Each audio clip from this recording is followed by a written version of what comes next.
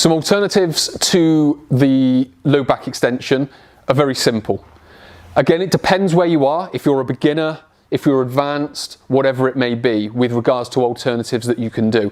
But you can get some very effective exercises that can do the same job, if not better, with maintaining first of all, better posture through the spine, but also less compression through the spine. So if we start at the beginner's end of it, we would come down into this position, onto all fours, get the spine into position, and then hold. So we would come into a bird dog, and we would hold.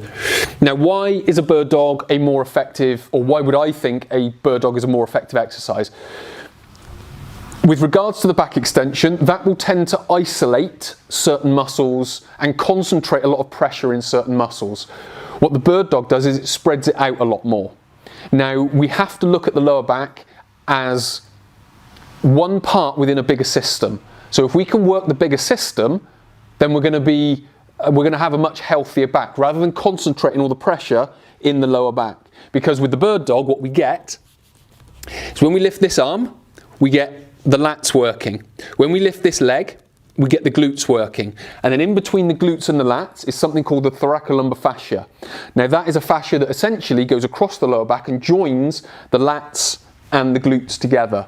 Now, when that's pulled taut, when you get the lats and the glutes working, you get a much stronger lower back. So just by getting that working, you get a stronger lower back, regardless of doing a back extension and getting the low back muscles working. So that's why a bird dog is a very effective exercise. What we can then do is we can then come up onto our feet, and then we can come into this single leg RDL type position. Again, we can have glutes working this side. If we want to, we can have the arm up and the lats working, but we can press the shoulder down and we can balance here. So what we've got is we've got a little bit more activation through the lower back because we're hinging forward, like on the back extension machine. We've got the glutes working as well, and we can get the lats working because we can press the shoulders down. So again, we can get much more of the back working.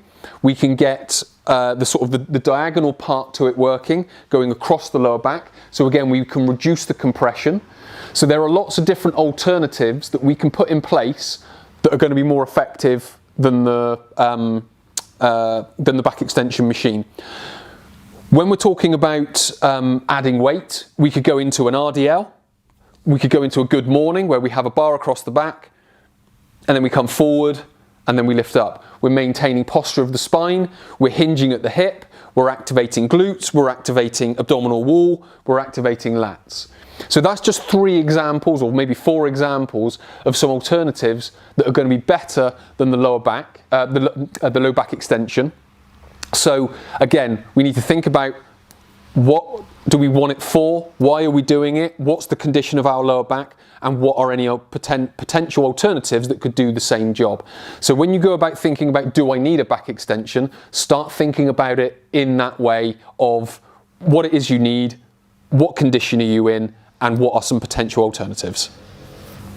Many thanks for watching. If you've liked the content, hit the like button. If you've learned something new, hit the thanks button. If you've got a comment or a question, please do leave it below. And if you want to watch more content like this, please do hit the subscribe and the bell icon, and you'll be notified when I release my next tutorial.